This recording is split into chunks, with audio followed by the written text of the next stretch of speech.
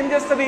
కూతురు తప్పులు చేస్తుంటే కప్పిపుచ్చుతుంది, కోడలు ఎప్పుడు తప్పు చేస్తుందా అని వెయిట్ చేస్తది. తప్పు కదా. కూతురుని ఎట్లా చూసుకుంటే అట్లా చూసుకుంటే ఒక అత్త కోడల్ని, కోడలు అమ్మని చూసుకున్నట్టే చూసుకుంటది కదా. బంధువుల ఇంటికి 2 రోజులు పోయి వస్తేనే పిచ్చి పిచ్చి అవుతుంటది, వాళ్ళ ఇంట్లో కంఫర్టబుల్ ఫీల్ గా.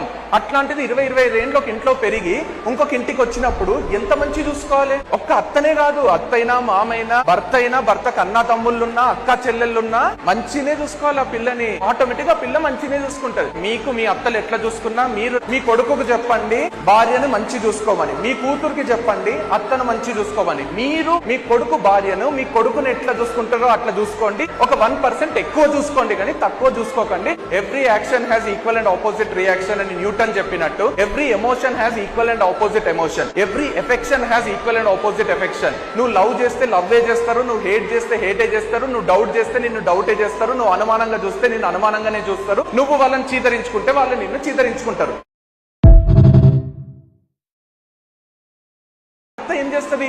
కూతురు తప్పులు చేస్తుంటే కప్పిపుచ్చుతుంది, కోడలు ఎప్పుడు తప్పు చేస్తుందా అని వెయిట్ చేస్తది. తప్పు కదా. కూతురుని ఎట్లా చూసుకుంటే అట్లా చూసుకుంటే ఒక అత్త కోడల్ని, కోడలు అమ్మని చూసుకున్నట్టే చూసుకుంటది కదా. బంధువుల ఇంటికి 2 రోజులు పోయి వస్తేనే పిచ్చి పిచ్చి అవుతుంటది, వాళ్ళ ఇంట్లో కంఫర్టబుల్ ఫీల్ గా.